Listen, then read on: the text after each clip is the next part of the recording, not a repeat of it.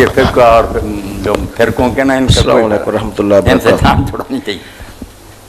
قرآن پاک میں ماشاء اللہ کافی جگہ پہ یہ آیا کہ مالدار لوگ، جو غریب لوگ ہیں، حقدار مسکین ہیں، جو مجبور ہیں، ان کو دیا جائے حصہ نکال کر، زکوٰۃ، صدقہ خیرات۔ یہ اللہ تعالیٰ کی طرف سے ان کے انعام ہے۔ اور لیکن اہل بیت کو کیوں اس کے روکا گیا کہ وہ صدقہ ان کے لیے حلال نہیں ہے؟ اس کی وجہ ہونی چاہیے۔ حافظ بہر صاحب کا سوال ہے کہ قرآن میں جگہ جگہ ہدایت اللہ کے رسول نے بھی جو مساکین اور فقراء ہیں ان کی مدد کرو، مگر اہل بیت رسول نے ان کے لیے زکوٰۃ حرام کر دی گئی۔ بھائی اس کی حکمت پوچھتے ہیں۔ حکمت تو بالکل صاف اور واضح ہے۔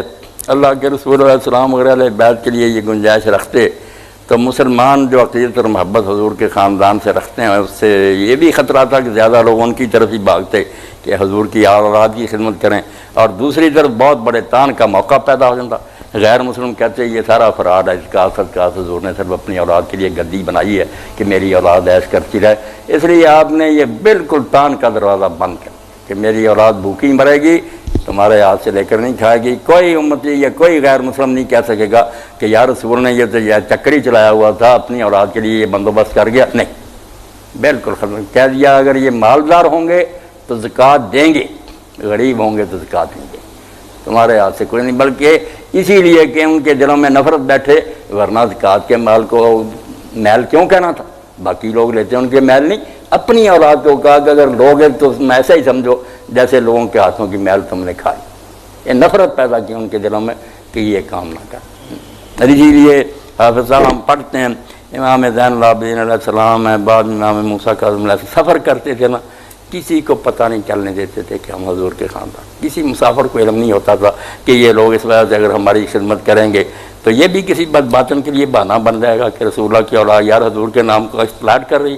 آپ خدمت کرتے تھے، ساتھیوں کو کھلاتے تھے، ان سے کوئی فائدہ نہیں دیتے۔ اس لیے جیسے عمر ابو نصر نے کہا نا، بات تو وہی ہے، یہ امت پہچانے نہ پہچانے کہ اہل بیت کی مثال بیابان میں اگے ہوئے درخت ہے، جس پر دھوپ پڑتی ہے وہ جلتا رہتا ہے مگر لوگ اس کے سائے میں بیٹھے رہتے ہیں۔ اولاد رسول نے حضور کے بعد جو دکھ سہا نا، اب جس طرح برا سلوک ان کے ساتھ امت نے کیا، وہ ایسی داستان ہے کہ اس پر جتنا ہم افسوس کریں کم ہے۔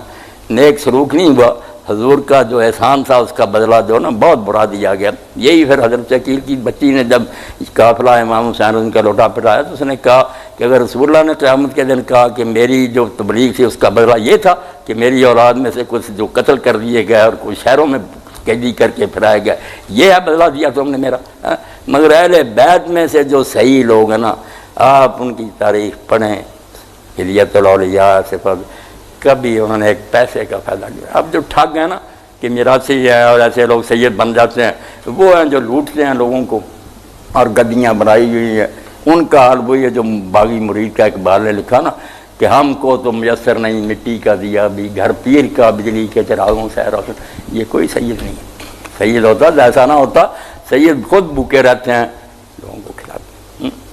حضرت امام حسن علیہ السلام جا رہے تھے، مدینہ شریف کا ایک باغ تھا، دوپہر کے وقت وہاں ایک آدمی نا مزدور تھا مالک کا، وہ غلام کام کر کے تھکا ہوا بیٹھا روٹی کھا رہا تھا دوپہر کے۔